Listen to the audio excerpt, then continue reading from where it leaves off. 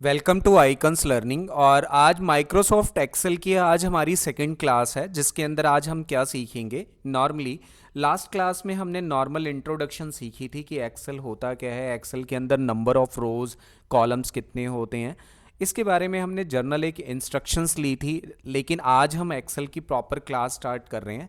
Excel में आपको मैंने बताया है कि ऑलरेडी हमारे पास ये होम है, इंसर्ट है, ये सभी टैब्स हैं। इन सभी हम टैब्स को सीखने वाले हैं। नॉर्मली आज हम क्लास के अंदर इस क्लिपबोर्ड के ऊपर बात करेंगे, देन फ़ॉन्ट है, देन अलाइनमेंट है, ये सारी की सारी इस क्लास के अंदर हम समझने वाले हैं।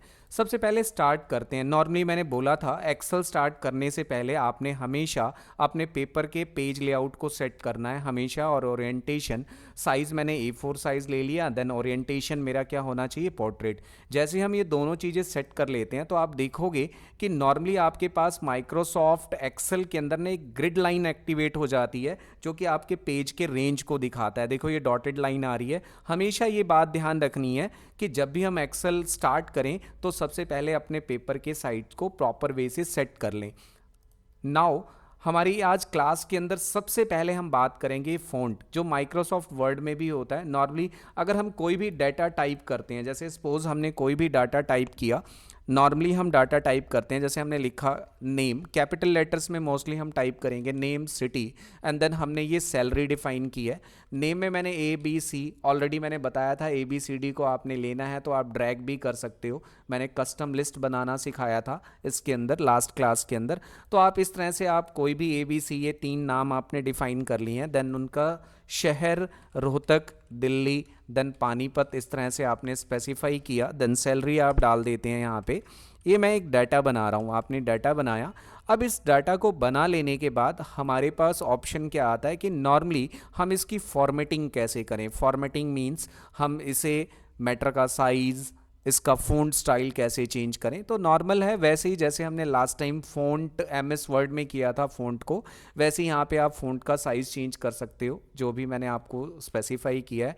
यहाँ से साइज़ इंक्रीज़ एंड डिक्रीज़ कर सकते हैं। यहाँ पे नॉर्मली ऑलरेडी आपको स्क्रीन टिप्स दे देगा जब भी आप फ़ॉन्ट को ग्रो करना चाहते हो या साइज़ इंक्रीज़ करना चाहते हो। नॉर्मली अगर आपने मैटर को बोल्ड करना है तो बोल्ड, इटैलिक से आप तिरछा देखोगे। अंडरलाइन, यहाँ पे एक नई चीज़ और आई है कि यहाँ पे आप किसी भी मैटर के ऊपर डबल अंडरलाइन भी ले सकते हो। आपने देखा यहाँ पे underline, double underline, like that, इस तरह से ले सकते हो। सिंगल अंडरलाइन ऑलरेडी है, ठीक है। अगर मुझे पर्टिकुलर बॉर्डर लगाना है या हटाना है तो हम इसे पर्टिकुलर सेलेक्ट करेंगे। और ये बॉर्डर स्टाइल्स भी हैं, यहाँ तक सारे के सारे कॉमन बॉर्डर्स हैं।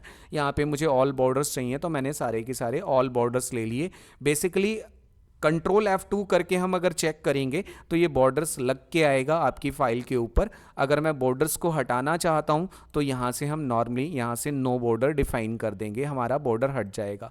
कई बार क्या होता है कि हम कोई ऐसा बिल विल बना रहे हैं जिसमें हमें सभी बॉर्डर्स नहीं चाहिए, वर्टिकल बॉर्डर्स चाहिए या हॉरिजॉन्टल बॉर्डर चाहिए, तो हम ऐसे ही उस एरिया को सिलेक्ट करेंगे। और यहाँ पे ऑप्शन है हमारे पास, left border, right border. Left में करोगे तो लेफ्ट बॉर्डर आएगा, देन राइट बॉर्डर। ये हमारी डॉक्यूमेंट्स बनाने में हेल्प करता है। जैसे राइट बॉर्डर ही चाहिए मुझे, ऑल आउटर बॉर्डर चाहिए तो आप देखोगे यहाँ पे आउटर बॉर्डर भी है, थिक आउटसाइड बॉर्डर्स डिफाइन कर रखा है। जैसे मैं कंट्रोल F2 प्रेस करूंगा, आप देखो वही बॉर्डर्स आ रहे हैं जो मैंने यूज़ किया है। तो बॉर्डर एज पर रिक्वायरमेंट आप लगा सकते हो। हटाने के लिए आपने क्या यूज़ करना है, नो बॉर्डर ऑप्शन यूज़ करेंगे।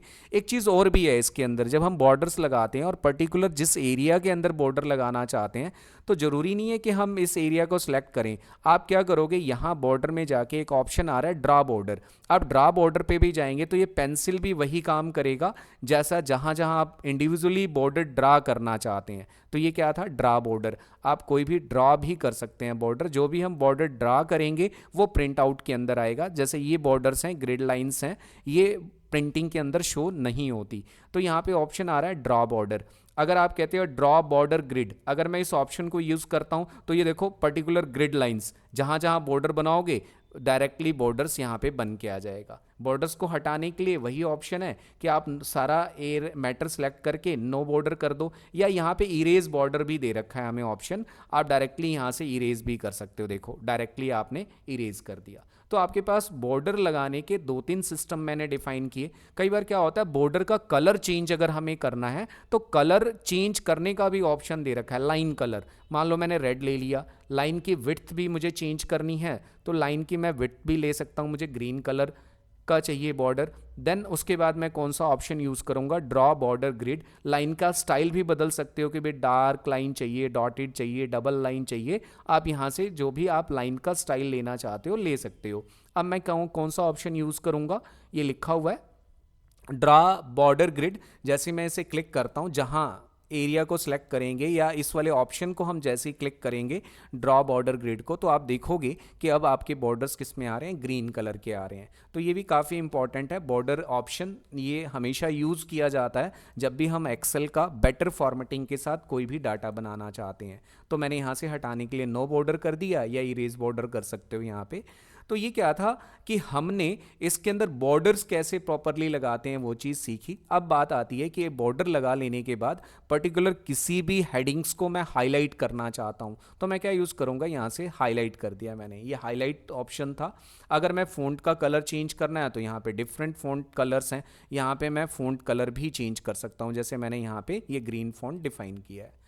Got it my point. तो ये क्या था, फ़ॉन्ट। अब मेरे माइंड में ना क्वेश्चन एक अराइज होता है, जैसे मान लिया जाए कि भाई मैंने ABC का डाटा लिख तो लिया है, लेकिन मैं चाहता हूँ कि B से पहले ना एक डाटा और रिकॉर्ड कर लूँ जिसका नाम B1 है या A1 है। तो मुझे यहाँ पे एक नई लाइन लेनी है, नया रो लेना है। तो कुछ भी नहीं करना, आपने राइट क्लिक करके आप देखते हो इंसर्ट, और जैसे आप एंटायर रो पे क्लिक करोगे तो एक ऑप्शन तो ये है रो लेने का। अगर आपने कॉलम लेना है तो कॉलम लेने के लिए भाई अब किससे पहले, हमेशा लेफ्ट में आएगा कॉलम, ये बात ध्यान रखनी है। वैसे ही जो रो लोगे हमेशा टॉप में आएगी, ये भी बात ध्यान रखनी है।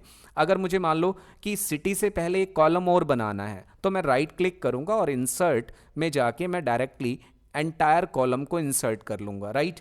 इस तरह से हम कॉलम इंसर्ट भी कर सकते हैं। माउस के राइट क्लिक का हमने ये ऑप्शन सीखा। अगर आप चाहते हो कि नहीं मैं कीबोर्ड के थ्रू कॉलम या रो के नंबर ऑफ काउंटिंग को मैं इंक्रीज करूं, तो मैं क्या करूंगा, इसे क्लिक करूंगा पूरा 3 पे मैंने क्लिक किया और कंट्रोल के साथ प्लस प्रेस करना है, तो आप देखोगे नंबर ऑफ रोज इंक्रीज हो रही हैं। कंट्रोल माइनस यूज करोगे तो आपकी नंबर ऑफ रोज डिक्रीज होंगी। ये इंपॉर्टेंट बात आपने ध्यान रखनी है। वैसे कॉलम के बी ऑप्शन पे क्लिक किया है, बी सेल पे क्लिक नहीं किया हमने बी पे क्लिक करना है और कंट्रोल के साथ जैसे प्लस करेंगे आप देखो आपके लेफ्ट में कॉलम इंक्रीज हो रहे हैं, और कंट्रोल के साथ जैसे माइनस करोगे तो क्या हो रहे हैं, आपके कॉलम डिक्रीज हो रहे हैं। तो ये बात आपने ध्यान रखनी है कि हम डायरेक्टली किसी भी रो एंड कॉलम को इंक्रीज एंड डिक्रीज भी कर सकते हैं अकॉर्डिंग टू रिक्वायरमेंट। कैसे, अगर मान लो कि मुझे इसका बेकार का जो स्पेस है खत्म करना है तो डबल क्लिक, प्रीवियस मैं वीडियो में बता चुका हूं कि जो एक्स्ट्रा स्पेस है उसे ऑटो एडजस्ट करने के लिए हम डबल क्लिक करते हैं। नाउ तो ये क्या था कि हमारे पास कलर फॉर्मेटिंग मीन्स ये सारा का सारा फ़ॉन्ट ऑप्शन है। लेकिन फ़ॉन्ट यहीं ख़त्म नहीं होता, आप देखोगे फ़ॉन्ट के नीचे ना एक छोटा सा ऑप्शन और आता है, ये भी काफ़ी इंपॉर्टेंट है। इसलिए इंपॉर्टेंट है कि भाई हमने बाहर से तो सीख लिया कि भाई फ़ॉन्ट का स्टाइल क्या लेना है, देन फ़ॉन्ट का साइज़ क्या लेना है, अंडरलाइन का स्टाइल क्या लेना है। देखो अब अंडरलाइन के स्टाइल बाहर तो सिर्फ सिंगल और डबल दे रखे थे, अकाउंटिंग डबल, अकाउंटिंग सिंगल, ये भी अकाउंट्स के काम के अंदर इनका यूज़ किया जाता है। इसको हम डिस्कस करेंगे जब अकाउंटिंग रिगार्डिंग कोई डाटा बनाएंगे। अब यहाँ पे दो ऑप्शन आ रहे हैं, देखो strike through, superscript and subscript. अब यहाँ पे अगर किसी ने कह दिया कि भाई मुझे यहाँ +2 या 12th लिखना है तो मैं TH लिखूंगा तो TH तो ऑटोमेटिकली ऊपर नहीं जा रहा। तो एक्सेल के अंदर हम डाटा को सुपरस्क्रिप्ट एंड सबस्क्रिप्ट कैसे करते हैं, अगर हमें जरूरत पड़ती है कहीं पे भी तो हमने इसे डबल क्लिक या F2 प्रेस करना है। डबल क्लिक पे से भी या F2, ये कर्सर आपका एक्टिव हो जाएगा, या डबल क्लिक करोगे तो कर्सर एक्टिवेट हो जाएगा। आपने शिफ्ट के साथ इसे सिलेक्ट करना है, लेफ्ट है तो लेफ्ट में, राइट है तो राइट में। मैंने TH को सिलेक्ट किया और उसके बाद आपने इस छोटे से पॉइंट किस पे जाना है, फ़ॉन्ट पे। इसकी शॉर्टकट की भी होती है, कंट्रोल शिफ्ट आर प्रेस करोगे तो ये क्या हो जाएगा, एक्टिव हो जाएगा। कई बार ऐसा हो सकता है कि ना भी ओपन हो, लेकिन अगर नहीं हो रहा तो ये छोटा सा फॉन्ट का डॉट है, इस पर क्लिक करना है और मैं इसको सुपरस्क्रिप्ट का मतलब a⁻² डिफाइन करना चाहता हूं, जैसे ये लिखा 12th आ गया। अगर मुझे सबस्क्रिप्ट करना है तो उसी th को सिलेक्ट करेंगे और वापस हम उसी फॉन्ट स्टाइल में जाएंगे। आपने ध्यान रखना है, मान लो मुझे CO2 लिखना है इस एक्सेल के अंदर, तो 2 को मैं बेस में लेके आना चाहता हूं, तो सबसे पहले कर्सर लेके आऊंगा F2 करके, और उसके बाद आपने क्या करना है, 2 को ही सिलेक्ट करना है और फिर से छोटे से डॉट पे जाना है और यहां से आप इसे सबस्क्रिप्ट कर सकते हो। देखो सबस्क्रिप्ट यानी बेस में आ जाएगी वो चीज़। तो ये बात दोनों ध्यान रखनी है कि एक्सेल के अंदर हम किसी भी मैटर को सुपर स्क्रिप्ट एंड सबस्क्रिप्ट करना चाहते हैं तो हम इस वाले डॉट का यूज़ करेंगे। और इसमें स्ट्राइक का मतलब क्या होता है, जो मैटर मुझे टेम्परेरी तौर पे कट करके दिखाना है तो हम स्ट्राइक भी कर सकते हैं। हेयर इज़ द स्ट्राइक, एक ऑप्शन है स्ट्राइक थ्रू, इस तरह से मैटर कटा हुआ आ जाएगा। आप देखो ये स्ट्राइक लग गया है। अगर मुझे इसे वापस नॉर्मल करना है तो हम क्या करेंगे, स्ट्राइक को हटा देंगे। ओके, अब हमारे पास ऑप्शन, तो ये मेरी तरफ से ये फ़ॉन्ट अभी मैंने फिनिश किया है। नाउ अब कई बार क्या चीज़ें आती हैं, जैसे हम एक्सेल में काम कर रहे हैं, एक्सेल हमने शुरू किया है नॉर्मली, तो आप देखोगे कि एक्सेल के अंदर ना ये अलाइनमेंट ऑप्शन आ रहा है। अलाइनमेंट काफ़ी इंपॉर्टेंट ऑप्शन है। अलाइनमेंट को हम समझते हैं। अलाइनमेंट का के लिए सबसे पहले अगर मैंने अगर किसी भी रो की हाइट को इंक्रीज कर लिया, जैसे आप यहाँ से रो की हाइट को इंक्रीज कर लेते हो और इसके ऊपर आउटर बॉर्डर भी लगा लेते हो, आपने अपना डाटा बनाया है। अब ये देख रहे हो कि आपका डाटा जो है ना, नॉर्मली टॉप गैप तो आपने इतना ही रखना है, लेकिन मैं इसको मिड में चाहता हूं, मिड में, इस सेल के मैटर को मिड में चाहिए, तो हम पर्टिकुलर वो एरिया सेलेक्ट करेंगे और ये आपके पास 3 ऑप्शंस आते हैं। टॉप अलाइन यानी मेरा मैटर टॉप में चला जाएगा लेकिन लेफ्ट में ही रहेगा, ये सेंटर में यानी लेफ्ट में ही रहेगा, और ये क्या है, बॉटम में लेफ्ट में ही रहेगा। लेकिन अगर मैं लेफ्ट राइट सेंटर भी करना चाहता हूं तो नॉर्मली आपने सीखा हुआ है कि भाई ये सेंटर में चला जाएगा, देन राइट में, देन ये हमारे पास किसी भी मैटर को left right centre then top middle and bottom में कन्वर्ट कर सकते हो। तो ये आपने ध्यान रखना है।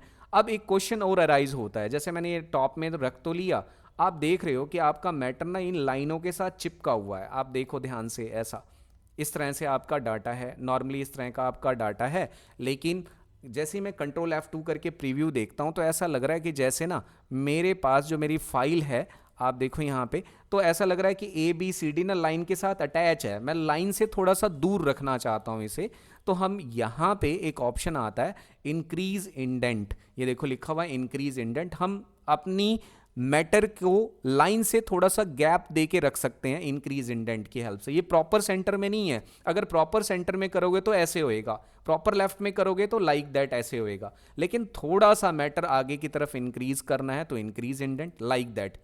अगर डिक्रीज करोगे तो वापस उसी प्लेस पे आ जाएगा। तो आपने इसे ध्यान देना है। हम अपनी मैटर की फॉर्मेटिंग बनाते वक्त इसका यूज करते हैं कि हमारा जो मैटर है लाइन से दूरी बना के रखे, तो इंक्रीज और डिक्रीज इंडेंट का यूज करते हैं।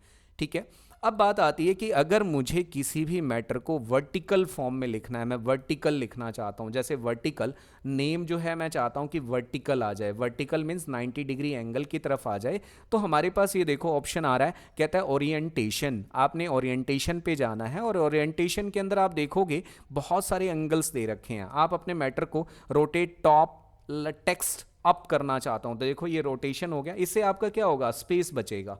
तो आपने ध्यान देना है कि भाई अगर मैं किसी भी सेल के मैटर को पर्टिकुलर किसी भी एंगल पे रोटेट करना चाहता हूं तो मेरे पास अलग अलग ऑप्शंस हैं। रोटेट टेक्स्ट डाउन तो नीचे डाउन हो गया। अगर आप देखोगे यहाँ पे लिखा हुआ है एंटी काउंटर क्लॉकवाइज, ऐसे जैसे घड़ी घूमती है वैसे ये ऑलरेडी। रिवर्स करोगे तो रिवर्स, ये शो नहीं हो रहा, काफ़ी बड़ा मैटर है, दैट्स वाई। ये बात आपने ध्यान रखनी है कि मुझे कौन सा ऑप्शन यूज़ करना है। तो आप यहाँ से उस तरह से आप अपने मैटर को क्या कर सकते हो, ओरिएंटेशन के थ्रू रोटेट कर सकते हो। आप अपनी मर्जी से किसी एंगल पे लेना चाहते हो तो ये लिखा हुआ है फॉर्मेट सेल अलाइनमेंट। आप देखोगे कि आपके सामने एक फॉर्मेट सेल अलाइनमेंट ऑप्शन आ गया है। इसके अंदर भी काफ़ी सारी चीज़ें हैं। फिलहाल हम ओरिएंटेशन कर रहे हैं तो हम इसकी ओरिएंटेशन जितना रखना चाहते हैं, जैसे 60 डिग्री एंगल पे, या डायरेक्टली यहाँ पे आप 60 भी लिख सकते हो, तो आप अपने मैटर के ओरिएंटेशन को सेट कर सकते हो एज पर रिक्वायरमेंट कि भाई ये वाला मैटर मेरा 60 डिग्री एंगल पे आना चाहिए। वापस इसे नॉर्मल करना है तो ओरिएंटेशन में जाके आप इसे क्या कर दो, 0 डिग्री एंगल करोगे तो नॉर्मल मेरा मैटर क्या हो जाएगा, उसी फॉर्म में कन्वर्ट हो जाएगा जिस कन्वर्ट में जैसे हमारा स्टार्टिंग में था। ये बात क्लियर हो गई होगी कि हम इसकी ओरिएंटेशन कैसे सेट करते हैं। अब देखो यहाँ पे एक ऑप्शन आ रहा है, कहते हैं left to right text direction, और ये दो ऑप्शंस हैं हमारे पास, left to right, right to left. ये हो सकता है सभी एक्सेल में ऑप्शन ना हो। अगर मैं इसे देखो लेफ्ट टू राइट, अभी मैं मैटर कहाँ से लिख रहा हूँ, ए बी सी डी, यानी लेफ्ट से राइट की तरफ मैं मूव हो रहा हूँ। अगर मैं जो है इसकी डायरेक्शन चेंज करके राइट टू लेफ्ट करना चाहता हूं तो ऐसा नहीं कि लाइट टू, वैसे तो क्या होगा कि आपका ए बी सी डी जो है इस साइड आ जाना चाहिए आपके माइंड में, जैसे ये क्वेश्चन दे रहा है तो भाई मैटर क्या होना चाहिए, ई डी बी सी की तरफ आना चाहिए, लेकिन ये ऑप्शन यहां वर्क नहीं कर रहा। ये नॉर्मली कई एक्सेल्स में आपको मिलेगा वर्क करता हुआ, कई में नहीं। नॉर्मली होता क्या है कि आपका मैटर क्या होगा, जो लेफ्ट से है वो राइट से आना शुरू हो जाएगा और राइट से है जो वो लेफ्ट से आना शुरू हो जाएगा। कंटेक्स्ट है तो यहाँ पे नो ऑप्शन, कोई ऑप्शन ये आपको डिस्प्ले नहीं कर रहा। तो ये ऑप्शन हम फर्दर आगे आने वाली वीडियोस में सीख लेंगे। नॉर्मली किस लिए यूज़ करते हैं, हम नॉर्मली मैटर को लेफ्ट से या राइट से टाइप करने के लिए यूज़ करते हैं। तो ये हमारे पास क्या था अलाइनमेंट के अंदर नॉर्मल, ये इसे बोलते हैं कंटेक्स्ट। ठीक है, मैटर को लेफ्ट राइट कर सकते हैं। अगला देखो जो सबसे इंपॉर्टेंट चीज़ आ रही है वो आ रहा है रैप टेक्स्ट। रैप का मतलब होता है, रैप मीन्स लपेटना होता है। अब देखो क्या था, जैसे मैंने लास्ट वीडियो में आपको एक चीज़ सिखाई थी कि अगर मान लो कि यहाँ पे नेम ऑफ स्टूडेंट यहीं लिखना है, मुझे स्टूडेंट मुझे नेक्स्ट लाइन में लिखना है, मुझे इस सेल का जो साइज है वो इंक्रीज नहीं करना, ए का साइज मुझे इतना ही रखना है। नेम ऑफ स्टूडेंट मैं नेक्स्ट लाइन में लेना चाहता हूं, तो मैंने आपको बताया था कि आप पहले इस पर डबल क्लिक करो या F2 प्रेस करो और अल्ट एंटर कमांड प्रेस करो। अल्ट एंटर से क्या होगा, आपका जो एक सेल के अंदर मैटर है वो नेक्स्ट लाइन में आ जाएगा। जितनी बार आप अल्ट एंटर दबाओगे, अगर नॉर्मल एंटर दबाओगे तो नेक्स्ट सेल में चला गया, तो आपने क्या प्रेस करना है F2 और अल्ट एंटर प्रेस करोगे तब। ठीक है, अल्ट एंटर से ही आपको क्या आ जाएगा, नेम ऑफ स्टूडेंट मैंने डाल दिया, नेम ऑफ एम्प्लॉई कुछ भी डाल दिया मैंने यहाँ पे, तो आप देखोगे कि आपका जो टेक्स्ट है वो एक ही सेल के अंदर नेक्स्ट लाइन में आ रहा है। और कैसे आ रहा है, अल्ट के साथ एंटर दबाने पे। अब इसका एक दूसरा प्रोसीजर क्या है, कई लोग इसे कहते हैं, जैसे मान लो कि मुझे बिना इस कमांड को याद रखे मैं चाहता हूं कि मेरा मैटर जो है एक ही सेल में एडजस्ट हो जाए, तो हम कौन सा ऑप्शन यूज करेंगे, रैप टेक्स्ट। आप देखो ऑटोमेटिकली रैप होके आपका मैटर एक ही सेल में एडजस्ट हो गया है।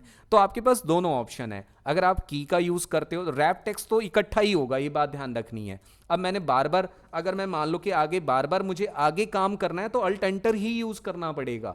रैप टेक्स्ट तो आप एक ही बार कर सकते हो, लेकिन अल्ट एंटर का यूज मैनी टाइम्स कर सकते हो, तो ये बात ध्यान रखनी है, अल्ट एंटर यूज कर सकते हो। तो ये क्या था, रैप टेक्स्ट। समझ आ गया होगा रैप टेक्स्ट क्या है। अगला क्या आता है, मर्ज एंड सेंटर। ये भी काफ़ी इंपॉर्टेंट पॉइंट है। अब जैसे सपोज करो कि मैं जो है ना, इस जो भी मैंने ये डाटा बना रखा है, मेरे पास जो डाटा है या जो भी मैं ये फॉर्मेट रेडी कर रहा हूँ, इसके अंदर मैंने ये जो भी फॉर्मेट रेडी किया है उसके ऊपर ना एक हेडिंग्स बनाना चाहता हूँ। मैं लिखना चाहता हूँ नेम ऑफ एम्प्लॉइज़, ऊपर हेडिंग बनाना चाहता हूँ नेम ऑफ एम्प्लॉइज़, या कुछ भी बनाना चाहता हूँ यहाँ से। तो हम क्या करेंगे, इसके ऊपर एक टॉप रो लेंगे। पहले हमने टॉप रो ले ली, आपको पता है कि कंट्रोल के साथ प्लस करेंगे तो एक टॉप रो आ जाएगी। और मैं यहाँ पे एक हेडिंग बनाना चाहता हूँ list of employees, list of employ, right. लेकिन ये मैं चाहता कहाँ तक हूँ, सिर्फ यहीं तक जहाँ तक मेरा डाटा है। तो मैं क्या यूज़ करूँगा, मर्ज एंड सेंटर का इस्तेमाल करूँगा। आप देखोगे मर्ज एंड सेंटर से मेरा मैटर, मर्ज मीन्स 2-3 सेल्स को एक बना देगा और मेरा मैटर सेंटर में भी आ जाएगा। बात आ गई समझ। तो इसमें 4 ऑप्शन है हमारे पास, मर्ज एंड सेंटर, जो मैंने पहला बताया आपको। एक होता है मर्ज एक्रॉस का क्या मतलब है, मर्ज एक्रॉस का मतलब क्या है कि मैं इस वर्टिकल लाइन को खत्म करना चाहता हूं, मुझे एक सिंपल रोज चाहिए, तो मैं क्या यूज करूंगा, मर्ज एक्रॉस पे क्लिक कर दूंगा। जैसे ही एक्रॉस पे क्लिक करोगे तो आपकी जो वर्टिकल लाइन थी वो खत्म हो जाएंगी और आपका सेल मर्ज तो हो गया है, लेकिन किस फॉर्म में, रो की फॉर्म में क्या हो गया है, मर्ज हो गया है। तो इसे हम क्या बोलते हैं, मर्ज एक्रॉस बोलते हैं। अगला क्या आता है, मर्ज सेल। अब देखो मर्ज सेल में अब क्या अंतर आ गया, मर्ज जैसे मैं 2-3 सेल को मर्ज करना चाहता हूँ, या 4 सेल को मैं मर्ज करना चाहता हूँ, 6-7 सेल को, 9 सेल को मैं मर्ज करना चाहता हूँ, तो मैंने यहाँ पे मर्ज सेल पे क्लिक किया। लेकिन एक खास बात है, अगर मैं मर्ज एंड सेंटर करूंगा तो मेरा मैटर बनाएगा तो एक ही सेल लेकिन लिखेगा सेंटर से। लेकिन अगर मैं मर्ज सेल करूंगा तो मर्ज तो कर देगा लेकिन लिखेगा कहाँ से, लेफ्ट से। ये बात इंपॉर्टेंट है, मैंने यहाँ लिख दिया एम्प्लॉई डाटा। आप देखो लेफ्ट एंड बॉटम में ही आ रहा है, यानी सेंटर में नहीं गया। अगर मैं मर्ज एंड सेंटर करता ना तो ये जाता, अनमर्ज हो गया है मेरा डाटा। अगर मैं मर्ज एंड सेंटर करूंगा तो क्या होगा, मेरा मैटर लेफ्ट सेंटर में आएगा, टॉप बॉटम सेंटर में नहीं आया, आपको यहां पे करना पड़ेगा। ये बात आपने ध्यान रखनी है। तो ये क्या था हमारे पास, मर्ज एंड सेंटर के 3 ऑप्शंस मैंने आपको बताया। अनमर्ज से क्या होगा, नॉर्मल वैसा ही आ जाएगा जैसे हमारे पास पहले था।